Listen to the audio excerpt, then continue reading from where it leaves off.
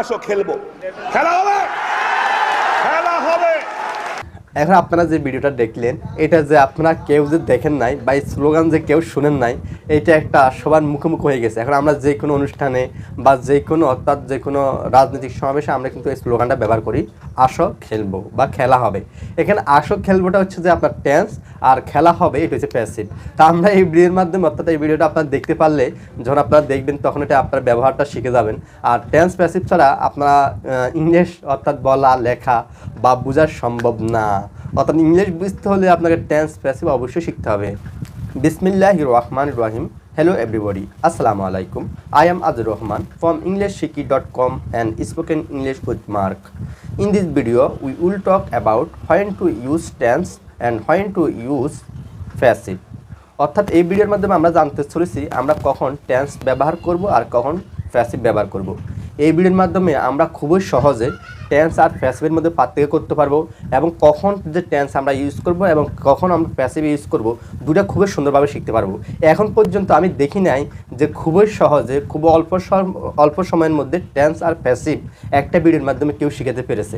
তো আমি এই ভিডিওর মধ্যে আপনারা আশা রাখতে পারেন, 100% গ্যারান্টি রাখতে পারেন, আমি আপনাদের এই ভিডিওর মাধ্যমে টেন্স আর প্যাসিভ একটা স্পষ্ট ধারণা দিব এবং ইনশাআল্লাহ আপনার টেন্স আর প্যাসিভ সম্পর্কে একটা ভালো ধারণা নিয়ে এখান থেকে যাবেন।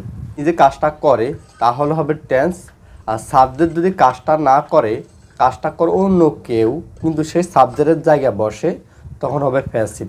তো আমরা কয়েকটা উদাহরণ দেখি, উদাহরণ দেখলে জিনিসটা আমরা অনেক বেশি ক্লিয়ার হবে। যেমন রহিম ফুটবল খেলে, এখানে সাবজেক্ট রহিম এবং রহিম নিজে কিন্তু ফুটবল খেলার কাজটা করতেছে, তাই এটা হবে টেন্স। এটা হবে টেন্স, রহিম নিজে যেহেতু খেলতেছে এটা টেন্স হবে। আর প্যাসিভ কখন হবে? ফুটবল খেলা হয়, এখন এখানে কার সম্পর্কে বলা হচ্ছে? ফুটবল সম্পর্কে বলা হচ্ছে, কিন্তু ফুটবল কি নিজে খেলতেছে নাকি ফুটবলকে অন্য কেউ খেলবে, অন্য কোনো মানুষ খেলবে? তাহলে ফুটবল নিজে নিজে খেলতে পারে না, ফুটবলের জীবন নাই, কিন্তু ফুটবল সাবজেক্টের জায়গায় বসেছে। এই কারণে এখানে ফুটবল যেহেতু নিজে কাজটা করতে পারে না, তাই এটা হবে যে আপনার প্যাসিভ। আরেকটা উদাহরণ, রহিম গোসল করতেছে, রহিম গোসল করতেছে। দেখেন এখানে রহিম নিজে তার নিজের গোসল নিজে করতেছে, অর্থাৎ রহিম সাবজেক্ট হচ্ছে কে, যার সম্পর্কে বলা হয় বা যে জিনিস সম্পর্কে বলা হয় তাকে সাবজেক্ট বলি। সাবজেক্ট এখানে রহিম, এখানে রহিম নিজে কাজটা করতেছে, অর্থাৎ নিজে রহিম নিজে গোসল করতেছে, অর্থাৎ সাবজেক্ট নিজে কাজটা করে, তাই এটা হবে টেন্স। মৃত মানুষকে গোসল করানো হচ্ছে, মৃত মানুষকে গোসল করানো হচ্ছে। দেখেন এখানে মৃত মানুষকে গোসল কি মৃত, এখানে কার সম্পর্কে বলা হচ্ছে বা কোন জিনিস সম্পর্কে বলা হচ্ছে? অবশ্যই মৃত মানুষ সম্পর্কে বলা হচ্ছে। তাহলে মৃত মানুষকে নিজে নিজে কাজটা করতে পারবে নাকি উল্টা মৃত মানুষকে অন্য কেউ কাজটা করাবে, গোসল করাবে কে? অন্য মানুষে। এই কারণে যেহেতু মৃত মানুষটা সাবজেক্ট হিসাবে বসেছে, কিন্তু মৃত মানুষটা কাজটা করতে পারে না, কাজটা করে অন্য কেউ, এই কারণে এটা হবে আপনার প্যাসিভ। আর আপনার ভিডিওটা দেখতেছেন যে মৃত মানুষ নিজে নিজে গোসল করতে পারেন, তাকে অন্য মানুষ দ্বারা গোসল করানো হয়, এই কারণে এটা হবে প্যাসিভ। রহিম গাড়ি চালাচ্ছে, রহিম গাড়ি চালাচ্ছে, এর সম্পর্কে বলা হচ্ছে, কার সম্পর্কে কথা বলা হচ্ছে? রহিম সম্পর্কে বলা হচ্ছে। তাহলে রহিমটা সাবজেক্ট, রহিম কি রহিম সাবজেক্ট, রহিম কি নিজে কাজটা করতেছে?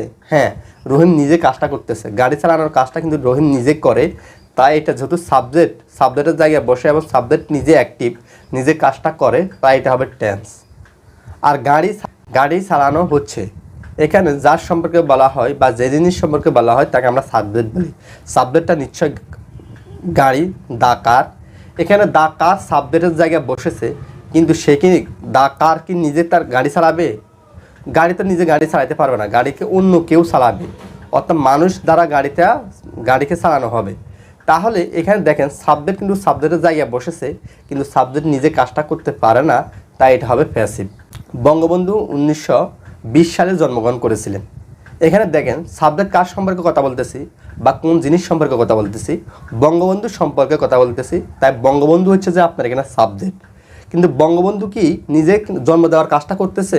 বঙ্গবন্ধু নিজে জন্ম দেওয়ার কাজটা করতেছে না, তার মা তাকে জন্মদান করবে। সে কীভাবে জন্ম লাভ করবে? সে তো এমনি জন্ম লাভ করতে পারবে না, তার মার দ্বারা সে জন্ম লাভ করবে। এই কারণে বঙ্গবন্ধু যেহেতু সাবজেক্ট হিসাবে বসেছে, কিন্তু সে কাজটা করতে পারে না, তাই এখানে বঙ্গবন্ধুটা হবে আপনার ফ্যাসিভের রুল দ্বারা করতে হবে। টেন্সের রুল অ্যাপ্লাই করে আপনি করতে পারবেন না, এটা ফ্যাসিভের রুল অনুযায়ী আপনাকে করতে হবে।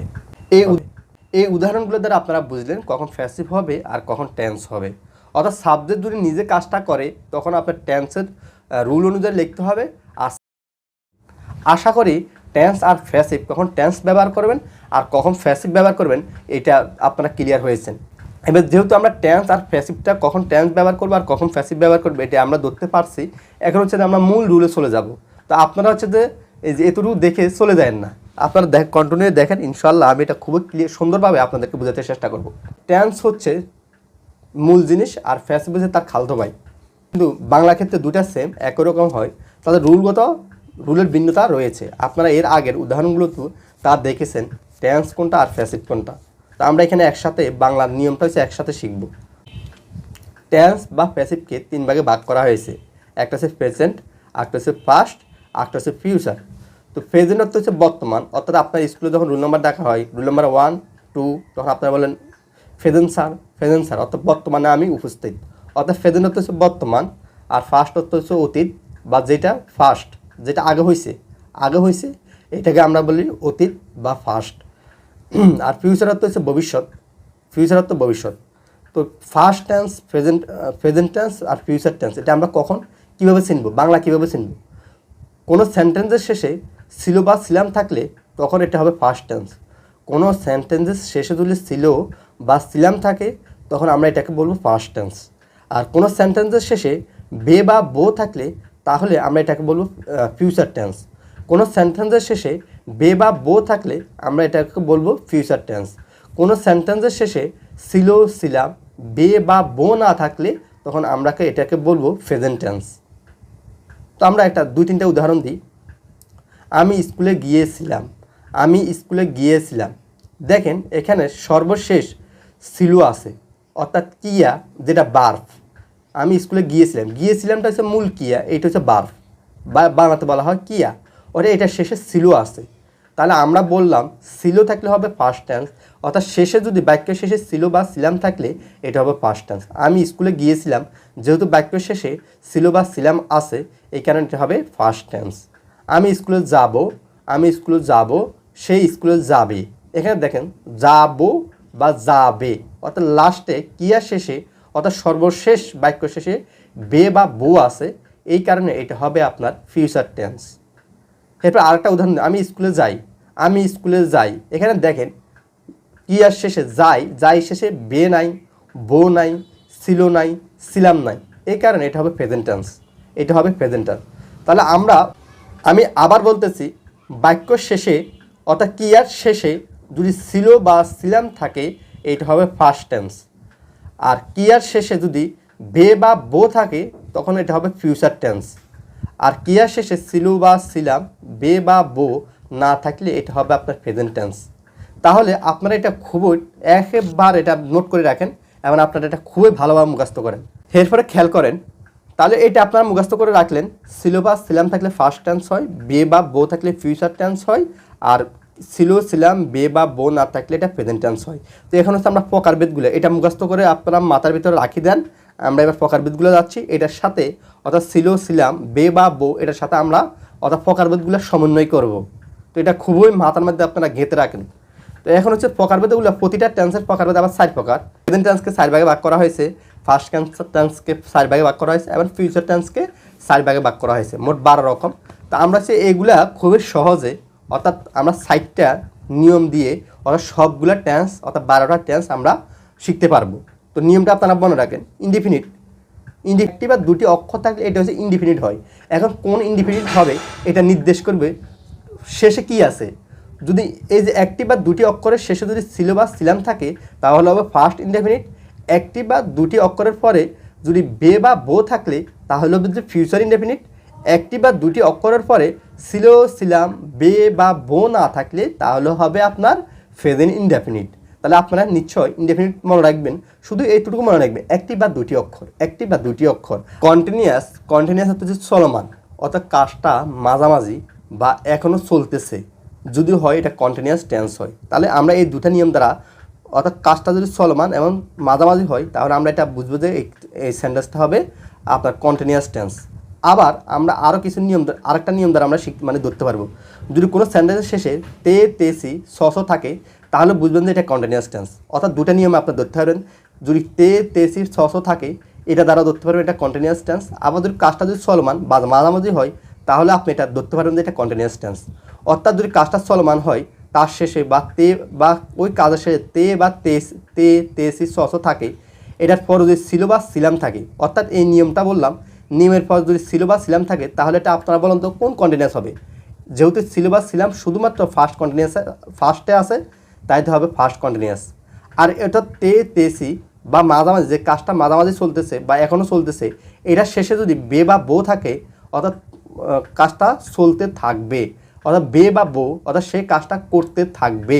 দেখেন বে বা বো অর্থাৎ কাজটা যদি বে বা বো থাকে অর্থাৎ কন্টিনিউ কোনো কাজ চলতেছে বা কাজের শেষে তে, তেসি আছে ইত্যাদির পর যদি কাজটা চলতেছে বুঝাই, তাহলে এটা হবে আপনার ফিউচার কন্টিনিউয়াস টেন্স। বে বা বো থাকলে ফিউচার কন্টিনিউয়াস টেন্স হবে। অর্থাৎ এটা সাথে তে, তেসি, সস পরে যদি ছিল, ছিলাম, বে বা বো না থাকলে তাহলে আপনার হবে প্রেজেন্ট কন্টিনিউয়াস, তাহলে হবে প্রেজেন্ট কন্টিনিউয়াস। তো আমরা এটা উদাহরণ দিয়ে আরও ক্লিয়ারভাবে বোঝাতে চেষ্টা করব। কন্টিনিউয়াস যেহেতু শেখাচ্ছি আমরা 6টা কন্টিনিউয়াস একসাথে শিখব। আর পারফেক্ট কন্টিনিউয়াস আমরা শেষেরটা কিন্তু আগে নিয়ে আসছি, কন্টিনিউয়াসগুলো একসাথে শিখব। পারফেক্ট কন্টিনিউয়াস মানে কি, এখানে কন্টিনিউয়াস আর পারফেক্ট কন্টিনিউয়াস মধ্যে একটা পার্থক্য, শুধু কন্টিনিউয়াসের মাধ্যমে আপনার নির্দিষ্ট কোনো সময় থাকবে না, আর পারফেক্ট কন্টিনিউয়াসের মাধ্যমে একটা নির্দিষ্ট সময় থাকবে। পারফেক্ট কন্টিনিউয়াসের মাধ্যমে একটা নির্দিষ্ট সময় থাকবে, এগুলো আপনারা নোট করে রাখেন। যেমন আমি সকাল থেকে কাজটা করতেছি, আমি সকাল থেকে কাজটা করতেছি, দেখেন এখানে সকাল থেকে একটা নির্দিষ্ট টাইম আছে। যদি শুধু কন্টিনিউয়াস হতো এখানে বলা থাকতো আমি কাজটা করতেছি, তেসি, লাস্টে দেখেন তেসি আছে, এটা যেহেতু ছিল বা ছিলাম, বে বা বো নাই, এটা হবে আপনার প্রেজেন্ট কন্টিনিউয়াস টেন্স, এটা হবে প্রেজেন্ট কন্টিনিউয়াস টেন্স। আর দেখেন আমি সকাল থেকে কাজটা করতেছি, একটা সকাল থেকে যখন জুড়াই দিব তখন এটা হবে পারফেক্ট কন্টিনিউয়াস টেন্স, অর্থাৎ প্রেজেন্ট পারফেক্ট কন্টিনিউয়াস টেন্স হবে।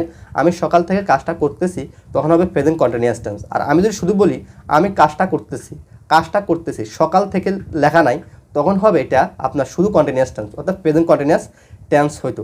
তাহলে কন্টিনিউয়াস টেন্স সিনারিও হচ্ছে যে আপনার ছিল, এগুলোর সাথে তে, তেসি, স বা চলমান এগুলোর শেষে যদি ছিল বা ছিলাম থাকে তাহলে ফার্স্ট কন্টিনিউয়াস টেন্স।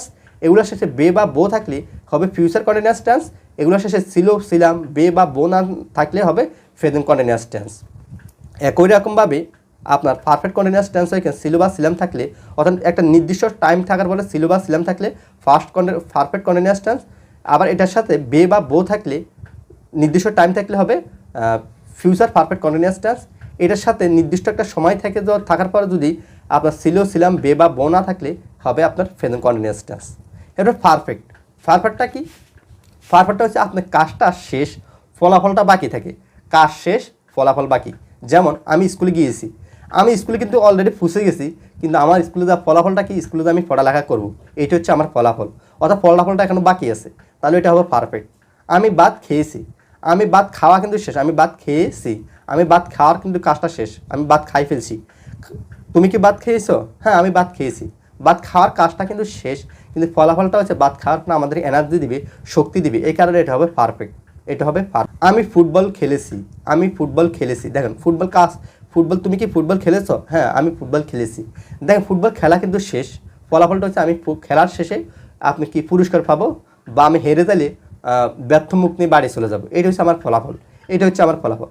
তাহলে কাজ শেষ, ফলাফল যদি বাকি থাকে তাহলে আমরা পারফেক্ট বলি, অর্থাৎ কাজ শেষ, ফলাফল বাকির পরে যদি ছিল বা ছিলাম থাকে ফার্স্ট পারফেক্ট হবে, ছিল বা ছিলাম, আর ছিল, ছিলাম, বে বা বো না থাকলে হবে প্রেজেন্ট পারফেক্ট।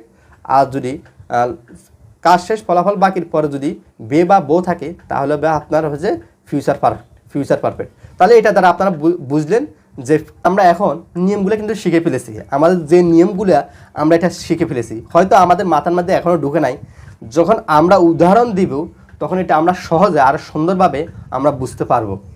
তো আপনারা সঙ্গে থাকুন, আশা করি সবটা বুঝতে পারবেন। আমরা বাংলা থেকে ইংলিশে করব, ইংলিশ থেকে বাংলাতে করব। টেন্স আর কখন টেন্স হবে, কখন প্যাসিভ হবে, আমরা উদাহরণ সহকারে এখন করব। তো আপনারা হচ্ছে যে এখানে যে টেন্স আপনারা জানেন, আমরা বাংলার নিয়মটা কিন্তু শিখলাম। এখান থেকে আমি এখন আপনাদেরকে বাংলার নিয়মটা বলছি, আর ইংলিশের নিয়মটা হচ্ছে আপনাদের রুলগুলো মুখস্থ করতে হবে। আপনারা রুলগুলো মুখস্থ করতে হবে, অর্থাৎ টেন্সের 12টা রুল এবং প্যাসিভের 12টা রুল। সবগুলো রুল কিন্তু আমাদের প্রয়োজন হয় না। তো আমরা এখানে এই ভিডিওর মাধ্যমে আমরা সবগুলো রুল সম্পর্কে, কিছু রুল সম্পর্কে আলোচনা করব। আর যেগুলো আমি বলে দিব যে কোনগুলো সবচেয়ে বেশি ইম্পর্টেন্ট, আমাদের বেশি না 6-7টা রুল আমাদের মুখস্থ করলে ডেইলি লাইফে আমরা সবচেয়ে বেশি টেন্স খুব মানে যে 6-7টা আছে সবচেয়ে বেশি ব্যবহার করি। তো এগুলো আমরা পরে বলবো। তো আমরা এখন এই ভিডিওর মাধ্যমে আপনাদেরকে এখন আপনার স্ক্রিনে দেখতে পাচ্ছেন যে টেন্সের রুলগুলো একসাথে দেওয়া আছে। অর্থাৎ আপনার টেন্স যখন বাংলাটা ধরেই, অর্থাৎ ইংলিশ নিয়ম অনুসারে, রুল অনুসারে আপনাকে ট্রান্সলেট করতে হবে। তো রুলটা হচ্ছে যে আপনি স্ক্রিনে দেখতেছেন যে রুলটা দেওয়া আছে, রুলটা আপনারা দেখে নেবেন। এখান থেকে আমরা বাংলা উদাহরণ দিব, এবং যে স্ক্রিনে যে রুলটা দেওয়া আছে এই রুলের নিয়ম অনুসারে আমরা কিন্তু ইংলিশে ট্রান্সলেট করব। আবার এই ইংলিশের নিয়ম অনুসারে আমরা এটা বলবো এটা কোন টেন্স, ইংলিশেও আমরা চিনতে পারবো এটা কোন টেন্স। আবার বাংলা উদাহরণ, একটা বাংলা উদাহরণ দেখে আমরা বুঝতে পারবো এটা কোন টেন্স। তো আমরা কয়টা উদাহরণ দেখি। আমি ফুটবল খেলি, এখানে দেখেন কিয়া অর্থাৎ বার্ফ সর্বশেষ, বাক্যের সর্বশেষ থাকে আমি ফুটবল খেলি। এখানে খেলি একটি বা দুটি অক্ষর, তাহলে আমরা একটু আগে বলছি একটি বা দুটি অক্ষর হলে হচ্ছে ইনডিফিনিট টেন্স হয়।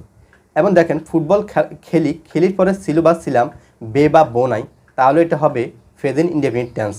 এটা হবে প্রেজেন্ট ইনডিফিনিট টেন্স। কেন টেন্স হবে? সাবজেক্ট কিন্তু নিজে কাজটা করতেছে, আমি নিজে খেলি, এইখানে এটা হবে আপনার হচ্ছে টেন্স, এটা হবে টেন্স। আমি ফুটবল খেলি, তাহলে হচ্ছে স্ক্রিন অনুযায়ী, স্ক্রিনের যে রুল, যেহেতু এটা প্রেজেন্ট ইনডেফিনিট টেন্স আমরা ধরতে পারছি, স্ক্রিনের যে আপনারা দেখতেছেন যে টেন্সের রুল, প্রেজেন্ট ইনডেফিনিট টেন্সের রুল অনুসারে, নিয়ম অনুসারে আপনারা লিখে বলেন। প্রথম সাবজেক্ট লেখেন, তারপর সাবজেক্ট কি আমি, আই, তারপর কি লিখতে হবে, তারপর দেখতেছেন মূল বার্ফের B1, অর্থাৎ B1 বার্ফের B1। তাহলে B1 কি, খেলার B1 কি, খেলি, খেলির B1। আপনারা জানেন, এর আগে আপনাদেরকে বলে রাখি, একটা যে স্ট্রংবার উদ্বারগুলো আপনারা শিখে নেবেন। আপনার স্ক্রিনে আমি যে স্ট্রংবার উদ্বারগুলো আপনাদেরকে দেখাইলাম, এখান থেকে এইভাবে নিয়মগুলো আপনারা স্ট্রংবার ফ্লেট, এই যে এইভাবে 3টা ফর্ম, অর্থাৎ প্রেজেন্ট ফর্ম, ফার্স্ট ফর্ম এবং ফিউচার, প্রেজেন্ট ফার্স্ট এবং ফার্স্ট পার্টিসিপেল, এই ফর্মগুলো আপনারা একটু পড়ে নেবেন। প্রেজেন্ট ফার্স্ট পার্টিসিপেল এই ফর্মগুলো আপনারা পড়ে নেবেন। ফ্লেট। তো প্রেজেন্টটা হচ্ছে যে, অর্থাৎ প্রেজেন্ট যেটা প্রথম B1 যেটা থাকে এটা হচ্ছে প্রেজেন্ট ইনডেফিনিট টেন্সে, আর B2 হচ্ছে ফার্স্ট ইনডেফিনিট টেন্সে। অর্থাৎ পরেরটা হচ্ছে যে ফার্স্ট পার্টিসিপেলটা হচ্ছে আমরা পারফেক্ট করার ক্ষেত্রে ইউজ করি। তো আমরা এই রুল অনুযায়ী, যেহেতু আমরা এটা ধরতে পারলাম এটা হবে প্রেজেন্ট ইনডেফিনিট টেন্স, তাহলে আমরা এটা রুল অনুযায়ী লিখি। তাহলে আই প্লে ফুটবল, লাস্টে যেটা থাকবে এটা অবজেক্টটা লিখে দেন, আই প্লে ফুটবল। তাহলে এটা আমরা এবার ইংলিশ থেকে বাংলা করি। এবার বাংলা করেন, আমি ফুটবল, আর প্লে ইংরেজি কি, খেলি, আমি ফুটবল খেলি, বাংলা হয়ে গেল। এবার এরপর উদাহরণটা দেখেন, আমি ফুটবল খেলেছিলাম। এখানে দেখেন খেলে দুইটা অক্ষরের শেষে ছিল যুক্ত হয়েছে। খেলে দুইটা অক্ষরের শেষে ছিল যুক্ত হয়েছে, তাহলে ছিল থাকলে আমরা জানি যে এটা কোন টেন্স হয়, এটা ফার্স্ট টেন্স হয়, তাই এটা ফার্স্ট টেন্স। আর দুইটা অক্ষর বিদায় এটা হবে ইনডেফিনিট, তাহলে এটা ফার্স্ট ইনডেফিনিট। তাহলে ফার্স্ট ইনডেফিনিটের স্ক্রিনে যে রুলটা দেওয়া আছে টেন্সের, এই রুলটা অনুযায়ী আপনারা লিখে ফেলেন। প্রথম সাবজেক্ট লিখতে হয়, সাবজেক্ট লিখলাম, সাবজেক্টের পরে কি, তারপর বার্ফের B2, তাহলে ফ্লেট B2 কি, ফ্লেট। তাহলে আই ফ্লেট ফুটবল, তাহলে এটা ইংলিশ, এটা ইংলিশটাকে বাংলা উচ্চারণ করার জন্য প্রথমে আপনার সাবজেক্টের উচ্চারণ করবেন, তারপর অবজেক্টের উচ্চারণ করবেন, তারপর হচ্ছে যে টেন্সের উচ্চারণ করেন। তাহলে আমি ফুটবল খেলে দুটো অক্ষর উচ্চারণ করলাম, খেলে কোন টেন্স হবে ওই টেন্সের মূল জিনিসটা উচ্চারণ করবেন। তাহলে খেলে, আর এরপরে উচ্চারণ করলাম ছিল। তাহলে আমি ফুটবল খেলেছিলাম, আমি ফুটবল খেলবো, খেলটা হচ্ছে দুটো অক্ষরের শেষে বো আছে, তাহলে এটা হবে আপনার ফিউচার ইনডেফিনিট টেন্স। এটা হবে ফিউচার ইনডেফিনিট টেন্স, দুটো অক্ষরের পাশে বো আছে, তাহলে বো থাকলে এটা ফিউচার ইনডেফিনিট টেন্স হবে। এখানে আমি, তাহলে এটা ট্রান্সলেট করেন, আই শেল বা আই উইল প্লে ফুটবল, অর্থাৎ সাবজেক্ট প্লাস শেল উইল বার্ফের B1 প্লাস অবজেক্ট। তো আপনারা এই যে রুলটা, অর্থাৎ টেন্সের রুলটা মুখস্থ করে নেবেন। তাহলে এটা বাংলা করেন, এখানে প্রথম সাবজেক্ট উচ্চারণ করবেন, তারপর অবজেক্টের উচ্চারণ করবেন, তারপর মূল বার্ফের উচ্চারণ করবেন, তারপর অক্সিলারি বার্ফের উচ্চারণ করবেন। তাহলে করেন, তাহলে প্রথম উচ্চারণ করলাম আমি ফুটবল খেল, আর উইলের উচ্চারণ কি, ফিউচার টেন্সের উচ্চারণ কি উইল বা শেলের উচ্চারণ হচ্ছে বে বা বো। আমি ফুটবল খেলবো, আমি ফুটবল খেলবো, তাহলে সুন্দরভাবে উচ্চারণটা হয়ে গেল। যদি এটা প্যাসিভের উদাহরণ তো ফুটবল খেলা হয়, এখানে কয়টা অক্ষর হয়? দুটা অক্ষর, এবং ছিল ছিলাম বা বে বা বো নাই, তাহলে হয়তো এটা হবে প্রেজেন্ট ইনডেফিনিট টেন্সের প্যাসিভ। যে ফুটবল নিজে নিজে খেলতে পারবে না, সাবজেক্ট হচ্ছে ফুটবল, কিন্তু সে নিজে নিজে খেলতে পারে না, এই কারণে এটা হবে আপনার প্যাসিভের ইনডেফিনিট টেন্স, প্যাসিভের ইনডেফিনিট টেন্স। তাহলে এটা করেন, আপনারা দেখেন যে স্ক্রিনে যে প্যাসিভের রুলটা দেখেন, subject plus am is are বার্ফের বি3 plus object, subject plus am is are বার্ফের বি3 প্লাস অবজেক্ট। তাহলে আপনারা এটা ট্রান্সলেট করেন, প্রথমে কাকে লিখতে হবে? ফুটবলকে লিখতে হবে, সাবজেক্টকে লিখতে হবে, তারপর কি লিখতে হবে? মানে রুল অনুসারে লিখবে, ইংলিশের রুল অনুসারে। তারপর আমি কি লিখলাম? অক্সিলারি ভার্ব কি লিখলাম? এখানে ফুটবলের সাথে কি লিখতে হবে? অক্সিলারি, ফুটবলের সাথে ইজ লিখতে হবে, ফুটবলের সাথে ইজ। তাহলে ফুটবল ইজ, ফুটবল ইজ। তারপর কি লিখতে হবে? বার্ফের বি3, তারপরে ফ্লের বি3 কি? ফ্লেট। তারপর লিখলাম ফ্লের বি3 ফ্লেট লিখলাম, ফ্লের বি3 ফ্লেট লিখলাম। হ্যাঁ, তাহলে ট্রান্সলেট হয়ে গেল ফুটবল খেলা হয়, ফুটবল খেলা হয়, ফুটবল খেলা হয়। এবার যখন বাংলা করবেন তখন প্রথমে আপনাকে কি উচ্চারণ করতে হবে? সাবজেক্ট, ফুটবল তাহলে লিখবো, তারপর খেলা, খেলা মূল ভার্ব উচ্চারণ করেন খেলা, আর ইজের উচ্চারণ কি? অত হয়, ফুটবল খেলা হয়, উচ্চারণটা বাংলা হয়ে গেল। ফুটবল, এবার আমরা ফিউচারটা করি, ফিউচার ইনডেফিনিট করি, ফুটবল খেলা হবে, ফুটবল খেলা হবে, ফুটবল খেলা হবে। কোন ইনডেফিনিট? লাস্টে বে বা বো থাকার কারণে এটা হবে ফিউচার ইনডেফিনিট। তাহলে এটা আমরা এবার ইংলিশ আমাদের যে রুলটা দেওয়া আছে, এখানে স্ট্রাকচারটা দেওয়া আছে, এটা প্যাসিভের ফিউচার ইনডেফিনিট টেন্স। মনে রাখবেন প্যাসিভের ক্ষেত্রে ভার্ব সবসময় বি3, আর প্যাসিভ সবসময় দুটা ভার্ব, একটা অক্সিলারি ভার্ব আর একটা হচ্ছে মেন ভার্ব। প্রথম verb am is are was were have has, এগুলো অক্সিলারি ভার্ব। এই প্রথম অক্সিলারি ভার্ব বসে, তারপর হচ্ছে যে মূল ভার্বটা বসে। অর্থাৎ প্যাসিভ সবসময় দুটা ভার্ব গ্রহণ করা ছাড়া হয় না, প্যাসিভ সবসময় দুটা ভার্ব থাকে, প্যাসিভের দুটা ভার্ব থাকে। এই কারণে যেহেতু প্রেজেন্ট ইনডেফিনিট টেন্সে ভার্ব একটা, টেন্সের মধ্যে ভার্ব একটা থাকে, এই কারণে প্যাসিভে ওই যে কন্টিনিউয়াসের টেন্সের যে কন্টিনিউয়াস টেন্সের যে ভার্বগুলো আছে এগুলো নিয়ে নেয়, এগুলো নিয়ে নেয়। এই কারণে তাহলে আমরা এটা ট্রান্সলেট করি, I will be fled, I will be played. এবার শামীম ওসমানের যে ডায়ালগটা ছিল এটা আমরা মিলাই নিই, আসো খেলবো, আসো খেলবো, অর্থাৎ সে নিজে খেলবে, আমি খেলবো, আমি খেলবো। এই কারণে সে যেহেতু নিজে কাম উইল ফ্লে, এই কারণে সে এটা যেহেতু দুটা অক্ষর, খেলবো খেল, খেলের পরে বউ আছে, এই কারণে এটা দুটা অক্ষর বিদায় এটা হবে ইনডিফিনিট টেন্স, আর সে যেহেতু নিজে খেলবে এটা হবে টেন্স। এই কারণে এটা টেন্সের আপনারা যে রুলটা দেখেন, টেন্সের প্রেজেন্ট ইনডিফিনিট টেন্সের রুল অনুসারে হয়েছে কাম উইল ফ্লে। প্রথম কামের উচ্চারণটা করলাম আসো, কাম আসো, কাম উইল ফ্লে, কাম উইল ফ্লে। এই কারণে প্রথম কাম উইল ফ্লে। তো বাংলা উচ্চারণ কীভাবে করবেন? প্রথমে মূল ভার্বের উচ্চারণ ফ্লে, খেল, এরপরে কি শেল বা উলের উচ্চারণ বো, খেল বো, খেলা হবে, ফুটবল খেলা হবে। এখানে যেহেতু এটা প্যাসিভ, ফুটবল সাবজেক্ট, কিন্তু সে নিজে নিজে কাজটা করতে পারে না, এই কারণে শামীম ওসমানেরটা হচ্ছে যে শুধু অর্থাৎ প্যাসিভটা ব্যবহার করছে, ফুটবলটা এখানে লেখা নাই, খেলা হবে, এই কারণে এটা প্যাসিভ হবে। এখানে প্রথমে আপনাকে লিখতে হবে, যেহেতু এটা কিনা দুটা অক্ষর শেষে বে আছে, তাই এটা হচ্ছে যে আপনার হচ্ছে প্যাসিভের ফিউচার ইনডেফিনিটেড প্যাসিভ, ফিউচার ইনডেফিনিটেড প্যাসিভ। তো তাহলে ফিউচার ইনডেফিনিট প্যাসিভের রুল অনুসারে আপনারা লিখে ফেলেন, প্রথম উইল লিখবেন, তারপরে বি লিখবেন, তারপর বারবার বি3, will be played, will be played. এবার উচ্চারণ, প্রথম মূল ভার্বের উচ্চারণ খেল, খেল, খেলা। প্রথমে কি মূল ভার্বের উচ্চারণ খেলা, মূল ভার্বের উচ্চারণ খেলা, বি3 উচ্চারণ খেলা, আর হচ্ছে যে বি উইল বি হচ্ছে হবে, খেলা হবে, উইল বি অর্থ হচ্ছে হবে, খেলা হবে, অত উচ্চারণ হচ্ছে খেলা হবে। আমি গাড়িটি চালাইতেছি, এখানে দেখেন তেসি আছে, তেসি, আমি গাড়িটি চালাইতেছি, লাস্টে তেসি আছে। তাহলে আমরা আগে বলছি তেসি স থাকলে এটা হচ্ছে কন্টিনিউয়াস টেন্স হয়, যেহেতু এখানে ছিল ছিলাম বে বা বো নাই, তাহলে এটা নিঃসন্দেহে আমরা বলতে পারি এটা প্রেজেন্ট কন্টিনিউয়াস টেন্স।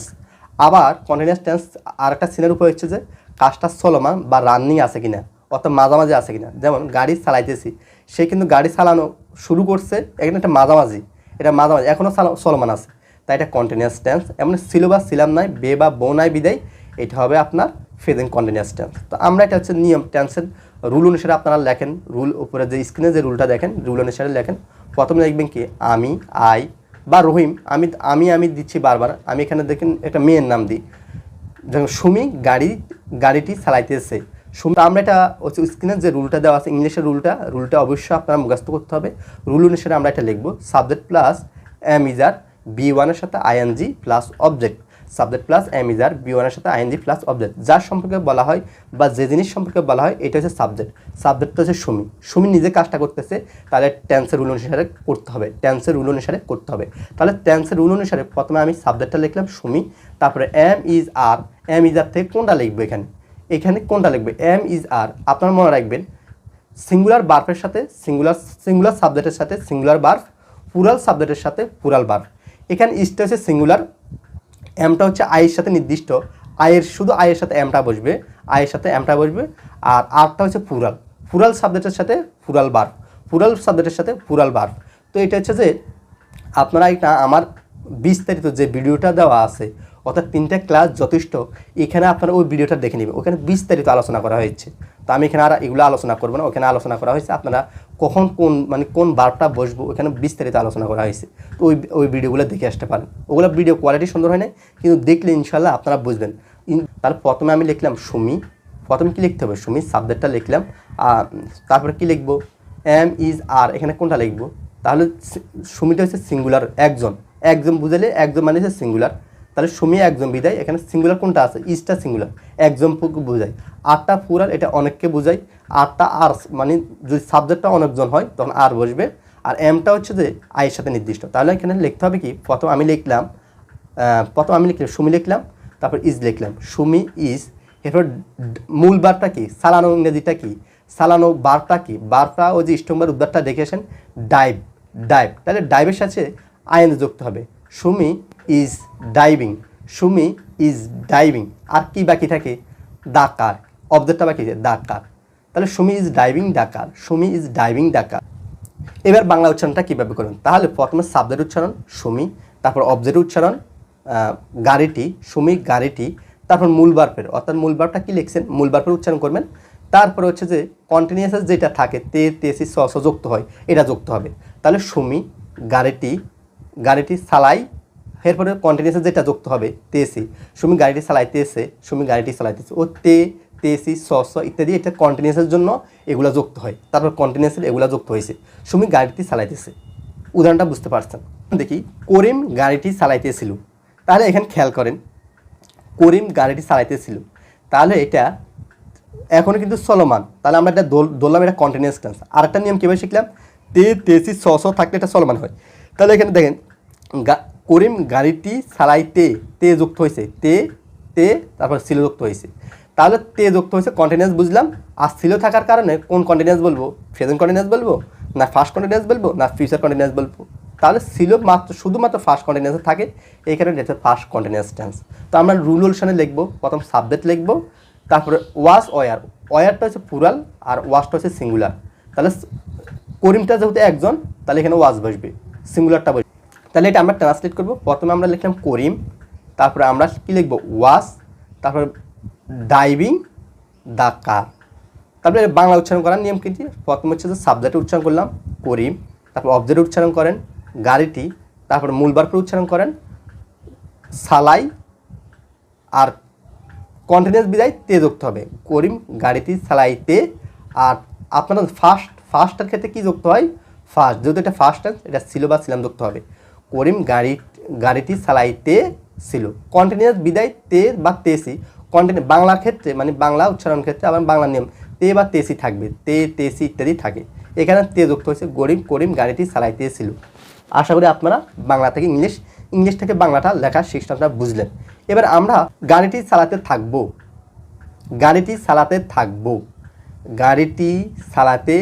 এখানে দেখেন কে চালাতে থাকবে, এটা কিন্তু লেখা নাই, কার সম্পর্কে বলা হচ্ছে, অর্থাৎ গাড়িটির সম্পর্কে বলা হচ্ছে। এখানে গাড়িটি হচ্ছে সাবজেক্ট, কিন্তু গাড়িটি আর নিজে চালাতে পারবে না, এটা কেউ চালাবে, এই কারণে প্রথমে গাড়িটা সাবজেক্ট হিসাবে বসেছে, কিন্তু সে কাজটা করতে পারে না, তাহলে এটা হচ্ছে যে আপনার প্যাসিভ হবে। এখন কোন প্যাসিভ হবে, লাস্টে দেখেন বে বা বউ আছে, গাড়িটি চালাতে থাকবো, গাড়ি চালাতে থাকবো মানে কন্টিনিউয়াস থাকবে, চলমান থাকবে, এই কারণে এটা হবে আপনার ফিউচার কন্টিনিউয়াস টেন্সের প্যাসিভ। এটা হবে ফিউচার কন্টিনিউয়াস টেন্সের প্যাসিভ। তো আপনারা ফিউচার কন্টিনিউয়াস টেন্সের প্যাসিভ অনুসারে লিখে ফেলান। ফিউচার কন্টিনিউয়াস টেন্সের প্যাসিভ, তাহলে ফিউচার কন্টিনিউয়াস টেন্সের রুল অনুসারে করতে হবে। তো ফিউচার কন্টিনিউয়াস টেন্সের রুলটা কি? Subject plus shall be will be plus being ING বিদায়, এখানে যেহেতু আইএনজি থাকে এই কারণে বিং যুক্ত, being BE ING being plus বারফের বি3 প্লাস অবজেক্ট। প্যাসিভের ক্ষেত্রে সবসময় বারফের বি3। শুধু আপনারা খেয়াল করেন, অর্থাৎ টেন্সের রুলের সাথে এখানে সব কিছু মিল আছে, অর্থাৎ বারফের বি3 এখানে একটু বেশ কম, আর এখানে একটা বিং বিই আইএনজি বিং একটা ইয়া যুক্ত হয়, এটা ছাড়া আর সব কিছু কিন্তু সেম আছে। তাহলে প্রথমে আমি লিখতে হবে দা কার, তারপর কি লিখবো শেল বি বা উইল বি, তারপর বিংটা লিখবো, তাহলে the car shall be being drive, the car shall be being drive, shall be being drive, the car shall be being drive. এখানে দেখেন তাহলে হচ্ছে গাড়িটি চালাতে থাকবো। এবার বাংলা উচ্চারণ করেন। প্রথমে আপনাকে সাবজেক্ট উচ্চারণ করতে হবে, তাহলে গাড়িটি, এখানে দেখেন এখানে অবজেক্ট নাই, তাহলে হচ্ছে যে মূল ভার্বটা উচ্চারণ করেন সালায়, সালা, আর এটা যেহেতু কন্টিনিউয়াস সালাইতে, এখানে কন্টিনিউয়াস বিদে তে যুক্ত হবে, সালাইতে, আর হচ্ছে থাকবো সালাইতে থাকবো। এটা হচ্ছে তো ফিউচারের জন্য শেল এবং উলের জন্য থাকবোটা লাস্টে যুক্ত হয়েছে। কন্টিনিউয়াসের মধ্যে থাকটা সবসময় থাকবে, থাক, আর লাস্টে বেটা যুক্ত হয়েছে শেল বি উলবির কারণে বোটা যুক্ত হয়েছে। ঠিক আছে, তারা আপনারা বুঝলেন ছিল বা ছিলাম থাকলে ফার্স্ট টেন্স হবে, বে বা বো থাকলে ফিউচার টেন্স হবে, আর আপনার এগুলো না থাকলে ছিল ছিলাম বে বা বো না থাকলে হচ্ছে আপনার অর্থাৎ প্রেজেন্ট টেন্স হবে। এরপর আপনার ফকার দুটি অক্ষর থাকলে ইনডিফিনিট হবে, তেসি চলমান থাকলে কন্টিনিউয়াস টেন্স হবে। আর প্যাসিভের নিয়মটা আপনারা প্যাসিভের নিয়মটা তো মনে আছে, সাবজেক্ট কাজ করলে প্যাসিভ হবে, সাবজেক্ট কাজ করলে টেন্স হবে, সাবজেক্ট কাজ না করলে প্যাসিভ হবে। তো আমরা এতক্ষণ পর্যন্ত আলোচনা করলাম। এখন আমরা আলোচনা করব পারফেক্টের কয়েকটা উদাহরণ দেখি না। আমার বাবাকে ঢাকা থেকে চট্টগ্রাম ট্রান্সফার করা হয়েছে, এটা কি প্যাসিভ। দেখেন তার বাবা কিন্তু নিজে নিজে ট্রান্সফার হয় নাই, তার বাবার যে ঊর্ধ্বতন কর্মচারী অফিসাররা তাকে ট্রান্সফার করছে, এই কারণে এটা হবে প্যাসিভ। আর কার সম্পর্কে বলা হচ্ছে? তার বাবা সম্পর্কে বলা হচ্ছে। এখানে মাই ফাদারটা হচ্ছে সাবজেক্ট। এবার এটা কোন টেন্স বা কোন প্যাসিভ? আমার বাবাকে ঢাকা থেকে চট্টগ্রাম ট্রান্সফার করা হয়েছে, আমার বাবাকে ঢাকা থেকে ট্রান্সফার করা হয়েছে। দেখেন ট্রান্সফার করা কিন্তু শেষ, মানে কাজটা কিন্তু শেষ হয়েছে, ট্রান্সফার করা অলরেডি ট্রান্সফার করে দিছে, হ্যাঁ, এখন সে চলে যাবে, তাহলে তার ফলাফলটা হচ্ছে সে মানে পরে যে স্থান আছে ওখানে সে চলে যাবে। তাহলে আমার বাবাকে ট্রান্সফার করে দেওয়া হয়েছে, কাজটা শেষ, ফলাফলটা বাকি, অলরেডি ট্রান্সফার করে দিছে, কাজটা শেষ, ফলাফলটা বাকি থাকে, এই কারণে এটা হবে পারফেক্ট। এখন এটা শেষে যদি ছিল বা ছিলাম থাকতো তাহলে ফার্স্ট পারফেক্ট হতো, আর বে বা বো থাকলে হবে আপনার ফিউচার পারফেক্ট। অর্থাৎ বাবাকে ট্রান্সফার করে দেওয়া হয়েছিল, আমার বাবাকে ট্রান্সফার করে দেওয়া হয়েছিল, তাহলে এটা হবে ফার্স্ট টেন্সের প্যাসিভ। ফার্স্ট টেন্স অর্থাৎ ফার্স্ট পারফেক্ট টেন্সের প্যাসিভ হবে আমার বাবাকে ট্রান্সফার করে দেওয়া হয়েছে, আমার বাবাকে ট্রান্সফার করে দেওয়া হয়েছে, তাহলে এটা হবে প্রেজেন্ট পারফেক্ট হবে, প্রেজেন্ট পারফেক্ট টেন্সের প্যাসিভ হবে। তো আমরা এটা প্রেজেন্ট পারফেক্ট টেন্স বা আর দুটো আপনারা করেন, আমি একটা করে দিচ্ছি আর আপনারা দুটা করবেন। তো এখানে দেখেন রুল অনুসারে আমি প্রেজেন্টটা করতেছি, আপনারা ফার্স্টটা করবেন, তারপর ফিউচারটা করবেন, অর্থাৎ রুল অনুসারে শুধু আপনারা লিখবেন। তো আমি বাংলা করে দেবো, আবার আপনারা ওই দুটা লেখার চেষ্টা করেন। তাহলে প্রথমে আমার বাবা মাই ফাদারটা লিখলাম, আমি করতেছি আমার বাবাকে ট্রান্সফার করে দেওয়া হয়েছে, সাবজেক্ট প্লাস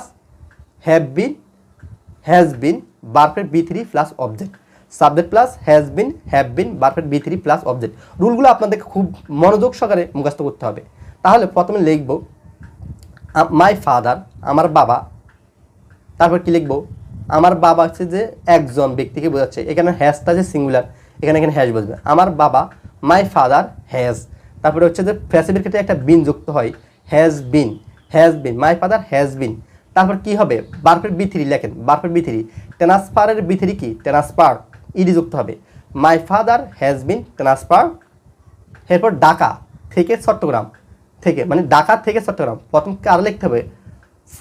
আগে সবসময় মনে রাখবেন, আপনারা ওই যে সিকোয়েন্সটা মনে আসেনি, বা লেখার ক্ষেত্রে সবসময় আপনার প্রিপোজিশনটা আগে লিখতে হয়, এই কারণে ফর্মটা আগে লিখবেন কোথায় থেকে? ঢাকা থেকে। তাহলে ঢাকার আগে ফর্মটা লেখেন, ফর্ম ঢাকা, যাবে কোথায়? চট্টগ্রাম, ফর্ম ঢাকা টু, এখানে একটা প্রিপোজিশন রাখবে টু, তারপরে কি? Chittagong. Dhaka to Chittagong, from Dhaka to Chittagong. তাহলে ইংলিশে ইয়েটা হবে কি, my father has been transferred from Dhaka to Chittagong. তাহলে আমার বাবাকে ঢাকা থেকে চট্টগ্রাম ট্রান্সফার করা হয়েছে। এবার বাংলা উচ্চারণ করেন। বাংলা উচ্চারণ হচ্ছে যে একবারে শেষের থেকে শুরু হবে, প্রথম সাবজেক্ট উচ্চারণ করে শেষের থেকে উচ্চারণ করে আসবেন। তাহলে প্রথমে হচ্ছে কার উচ্চারণ করতে হবে, ঢাকা, যেটা আগে লিখছেন ঢাকা থেকে চট্টগ্রাম, ঢাকা থেকে চট্টগ্রামটা উচ্চারণ করবেন।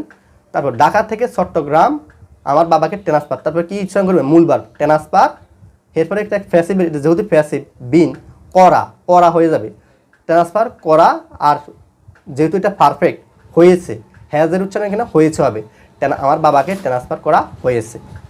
আশা করি বুঝতে পারছেন। এটা যখন আপনাকে ট্রান্সফার করা হবে তখন আপনি প্যাসিভে লিখবেন, যখন আপনি নিজে নিজে ট্রান্সফার হচ্ছেন তখন আপনি টেন্সে লিখবেন। তো যদি আমার বাবা ঢাকা থেকে চট্টগ্রাম ট্রান্সফার হয়েছিল তাহলে এটা হবে টেন্স, অর্থাৎ যেহেতু অলরেডি হয়ে গেছে তাহলে এটা হচ্ছে পারফেক্ট, এটা হবে পারফেক্ট, অর্থাৎ ফার্স্ট পারফেক্ট ছিল বিদায় ফার্স্ট পারফেক্ট হয়ে গেছে, এটা ফার্স্ট পারফেক্ট। তাহলে এটা ইংলিশে লেখেন, প্রথমে রুল অনুসারে লেখেন, প্রথমে সাবজেক্ট লিখতে হবে, তারপরে এখানে অক্সিলারি ভার্বটা কি, হেড, আপনারা দেখেন স্ক্রিনে অক্সিলারি ভার্বটা হেড, তারপর ট্রান্সফারের B3 লেখেন, সাবজেক্ট প্লাস হেড, ভার্বের B3 প্লাস অবজেক্ট, এটা যে সূত্রটা ছিল। আমরা প্রথম সাবজেক্টটা লিখলাম মাই ফাদার, এরপর কারা লিখলাম, হেডটা লিখলাম, এখানে একটা ভার্ব হেড আছে, তারপর B3টা ট্রান্সফারের B3টা কি, transfer, my father had transfer, my father had transfer. তারপর ঢাকা ফর্ম লিখতে হবে, অবশ্যই প্রিপোজিশন আগে লিখতে হয়। আপনারা আরেকটা ভিডিও রয়েছে, অর্থাৎ ফোনাউনগুলো কীভাবে উচ্চারণ করবেন, একাধিক যদি অর্থাৎ আর্টিকেল থাকে, প্রিপোজিশন থাকে, নাউন থাকে, অ্যাডজেক্টিভ থাকে, এগুলো উচ্চারণ কীভাবে হবে ওই ভিডিওটা দেখে আসতে পারেন, তাহলে আপনারা এই সিকোয়েন্সটা বুঝে যাবেন। তাহলে এখানে প্রথমে কাকে লিখতে হবে, প্রিপোজিশনটা লিখতে হবে ফর্ম, তারপর ঢাকা, তারপর টু লিখতে হবে, তারপর যে স্থানে যাবে ওই স্থানের নাম লিখতে হবে। তাহলে ফর্ম ঢাকা টু চট্টগ্রাম। তাহলে আমার বাবা ঢাকা থেকে চট্টগ্রাম ট্রান্সফার হয়েছিল, তাহলে এখানে উচ্চারণ হলো। তাহলে এবার বাংলা উচ্চারণ করেন, প্রথম সাবজেক্ট উচ্চারণ করবেন, তারপর শেষ থেকে উচ্চারণ করবেন। আমার বাবা উচ্চারণ করলাম, এবার আমি শেষ থেকে উচ্চারণ করলাম, ঢাকা থেকে চট্টগ্রাম উচ্চারণ করলাম, তারপর কি উচ্চারণ করবেন, মূল বার্তা উচ্চারণ করবেন ট্রান্সফার, আমার বাবার ট্রান্সফার, আর হেডের উচ্চারণ হয়েছে, আর এখানে কি সিলোটা ফার্স্ট টেন্স বিদায়, এখানে সিলো যুক্ত হবে, আমার বাবা ঢাকা থেকে চট্টগ্রাম ট্রান্সফার হয়েছিল। আশা করি বাংলাতে আপনি বুঝতে পারছেন। এবার যদি আমি কন্টিনিউয়াসের উদাহরণ দিই, আমার বাবা ঢাকা থেকে চট্টগ্রাম ট্রান্সফার হচ্ছে, দেখেন এখনও কিন্তু ট্রান্সফার শেষ হয় নাই, এখনও রানিং আছে, এখনও সে ট্রান্সফার হয় নাই, হচ্ছে রানিং, চলমান আছে, সে ট্রান্সফার এখনও কাগজপত্র তার কাছে আসে নাই, ট্রান্সফারের কাগজপত্র হওয়ার প্রক্রিয়াধীন আছে, হচ্ছে স আছে, লাস্টে কি আছে স আছে, আমাদের তেসি স থাকলে কন্টিনিউয়াস টেন্স হয়। আর যেহেতু এটা আপনারা নিজেরা করে ফেলান, বাংলা নিজেরা করেন, এটা হবে প্রেজেন্ট কন্টিনিউয়াস টেন্সের টেন্স হবে। আর যদি ছিল যুক্ত হবে ফার্স্ট কন্টিনিউয়াস টেন্স আপনারা নিজেরা করেন, আর আমার বাবা ঢাকা থেকে চট্টগ্রামতে থাকবে, ঢাকা থেকে চট্টগ্রাম ট্রান্সফার হতে থাকবে, এটা যদি কন্টিনিউয়াস হইতো। তো এসব উদাহরণগুলো এরকম তো থাকে না, এরকম দেওয়া হয় না, ফিউচারের ক্ষেত্রে এটা ব্যবহার করা হয় না, তবু আপনারা লেখেন, এটা সমস্যা নেই, আর বাংলা নিজেরা করেন। তো একই রকমভাবে আমি এখানে আপনাদেরকে সাত দিয়ে দিব, অনেকটা সাতগুলা থেকে আপনারা অনেকগুলা নিজেরা প্র্যাকটিস করবেন, নিজেরা করবেন। দেখেন আমি ফুটবল খেলতেছি, এটা টেন্স, এটা কোন টেন্স, আমি ফুটবল খেলতেছি, তাহলে এটা রুল অনুসারে আপনারা করে ফেলেন, এটা কোন টেন্স, এটা হবে প্রেজেন্ট কন্টিনিউয়াস টেন্স, আমি ফুটবল খেলতেছি, লাস্টে তেসি আছে, এই কারণে এটা হচ্ছে প্রেজেন্ট কন্টিনিউয়াস টেন্স। আর আমি যদি বলি আমি সকাল থেকে ফুটবল খেলতেছি, তাহলে দেখেন এটা নির্দিষ্ট একটা টাইম আছে, আমি আগে কিন্তু আপনাদের এখানে বলে রাখছি, এগুলো আপনারা নোট করে রাখেন। আমি সকাল থেকে ফুটবল খেলতেছি, তাহলে এটা হবে যে কোন টেন্স হবে, এটা হবে প্রেজেন্ট পারফেক্ট কন্টিনিউয়াস টেন্স, অর্থাৎ নির্দিষ্ট সময়, সকাল থেকে একটা নির্দিষ্ট, তাহলে যদি একটা নির্দিষ্ট টাইম থাকে এটা হবে যে আপনার পারফেক্ট কন্টিনিউয়াস টেন্স। ছিল বা ছিলাম থাকলে ফার্স্ট পারফেক্ট কন্টিনিউয়াস টেন্স, বে বা বো থাকলে ফিউচার পারফেক্ট কন্টিনিউয়াস টেন্স, ছিল বা ছিলাম বে বা বো না থাকলে শুধু কন্টিনিউয়াস টেন্স, অর্থাৎ প্রেজেন্ট কন্টিনিউয়াস টেন্স হবে। তাহলে এটা প্রেজেন্ট কন্টিনিউয়াস টেন্স, তাহলে এটা আমরা একটু লেখার চেষ্টা করি, আমি সকাল থেকে ফুটবল খেলতেছি। তাহলে রুল অনুসারে আপনারা স্ক্রিনে যে রুলটা আছে, রুল অনুসারে প্রেজেন্ট কন্টিনিউয়াস টেন্সের রুলটা দেখেন, প্রথমে সাবজেক্ট লিখতে হবে, তারপর হ্যাভ বিন, তাহলে আমি সকাল থেকে, আয়ের সাথে নির্দিষ্ট, হ্যাভটা নির্দিষ্ট, আই হ্যাভ বিন, তারপর কি লিখবেন, ভার্বের সাথে I have been playing football from বা সিং মর্নিং, অর্থাৎ সকাল থেকে, ফ্রম বা সিং মর্নিং, আমি সকাল থেকে ফুটবল খেলতেছি। তাহলে বাংলা করার জন্য প্রথম সাবজেক্ট উচ্চারণ করেন, তারপর শেষ থেকে উচ্চারণ করে আসেন, আমি সকাল থেকে উচ্চারণ করলাম, তারপরে অবজেক্ট উচ্চারণ করতে হবে ফুটবল, আমি সকাল থেকে ফুটবল, তারপর মূল ভার্বের কি প্লে, আমি সকাল থেকে ফুটবল খেল, তারপর কন্টিনিউয়াস বিদায় তে যুক্ত হবে, আমি সকাল থেকে ফুটবল খেলতে, আর আমি সকাল থেকে ফুটবল খেলতেছি, তেসি যুক্ত হবে এখানে, সরি তেসি, আমি সকাল থেকে ফুটবল খেলতেছি। যদি এখানে যদি কিনা হ্যাড হইতো, অর্থাৎ যদি ফার্স্ট টেন্স হতো, তাহলে আমি সকাল থেকে ফুটবল খেলতে লাস্টে ছিলাম যুক্ত হতো, বাংলা উচ্চারণ করতে ছিলাম যুক্ত হতো। আর যদি এখানে শেল হতো, শেল হ্যাভ বিন হতো, যদি এখানে শেল হ্যাভ বিন হতো তাহলে এটা হয়তো perfect tense, future perfect tense হতো। তাহলে আমি সকাল থেকে ফুটবল খেলতে থাকবো, আমি সকাল থেকে আপনারা ইংলিশ, তাহলে এবার ইংলিশ কীভাবে চিনবেন? এবার ইংলিশে কোনো বাক্য থাকে, এম আছে, এম এর পরে যদি বার্ফের B3 থাকে, তাহলে এটা আপনার কোন টেন্স বলবেন বা কোন, তখন আপনারা বলবেন এটা প্যাসিভ, কারণ আমরা জানি বার্ফের এম এর পরে বার্ফের B3 এটা কোন রুলের সাথে মিলে, অর্থাৎ প্রেজেন্ট ইনডেফিনিট টেন্সের প্যাসিভের রুলের সাথে মিলে, তাই এটা হবে প্রেজেন্ট ইনডেফিনিট টেন্সের প্যাসিভ। আবার মনে হয় ইংলিশে যদি লেখা আছে ওয়াজ আছে, ওয়াজের পরে বার্ফের সাথে আইএনজি আছে, তাহলে এটা দ্বারা আপনারা কোন টেন্স চিনবেন, তাহলে এটা কোন টেন্স, অর্থাৎ ইংলিশ রুলের সাথে মিলান, কোন রুলের সাথে মিল আছে। তাহলে ওয়াজ আছে, ওয়াজের পর বার্ফের B1 এর সাথে আইএনজি, তাহলে এটা কন্টিনিউয়াসের সাথে মিলে আছে, অর্থাৎ ফার্স্ট কন্টিনিউয়াসের সাথে মিলে আছে, তাহলে এটা আমরা দ্বারা বুঝবো ফার্স্ট কন্টিনিউয়াস। অর্থাৎ ইংলিশের রুল দ্বারা আপনি ইংলিশ মানে এটা কোন টেন্স এটা চিনতে পারবেন। আর বাংলার যে ছিলাম, আবার যে ইনডিফিনিট কন্টিনিউয়াস পারফেক্টের যে নিয়মটা বললাম, ওই নিয়ম দ্বারা আপনারা বাংলাটা চিনবেন এটা কোন টেন্স। তাহলে বাংলাটা চিনবেন বাংলার নিয়ম দ্বারা, আর ইংলিশে চিনবেন ইংলিশের মূল রুল দ্বারা। তাহলে এই দুইটা আপনাদেরকে ভালোভাবে মুখস্থ করতে হবে। আমরা টেন্স আর প্যাসিভের আরেকটা বিস্তারিত আরেকটা উদাহরণ নিয়ে, এগুলো একসাথে আমরা আরও বেশি উদাহরণ দিয়ে এটা আলোচনা করব। আজকে আমাদের ক্লাসটা এতটুকু থাকবে।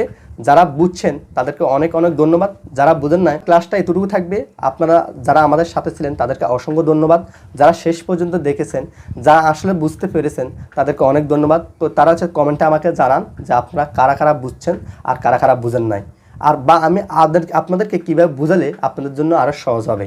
তো আপনারা যারা বুঝতে পারেন নাই, আমার এখানে আরও টেন্স আর প্যাসিভের উপরে আরও 3টা ক্লাস আছে, এখানে বই থেকে ক্লাস আছে, বা বইটা আপনারা কালেক্ট করতে পারেন, বই থেকে ক্লাসটা আছে, ওখানে খুব সহজে আপনাদেরকে বোঝানো হয়েছে। তো ভিডিওটা ওখানে হয়তো ভিডিওটা সুন্দর না, তো ওইখানে হচ্ছে আপনারা ওগুলো সুন্দরভাবে দেখে নিন, ভিডিওটা সুন্দর দিকে আপনাকে লক্ষ্য করা প্রয়োজন। আপনি শিখতে আসেন, শিখে যান, ওখান থেকে ওই ভিডিওগুলো করেন, ওখানে ওই ক্লাসগুলো করেন, ক্লাসগুলো করলে ইনশাল্লাহ আপনি বুঝতে পারবেন। তো আমরা দ্বিতীয় পার্টে এগুলো উদাহরণ আরও বিস্তারিত উদাহরণ দিতে চেষ্টা করবো ইনশাল্লাহ। আসসালামু আলাইকুম, সবাই ভালো থাকবেন।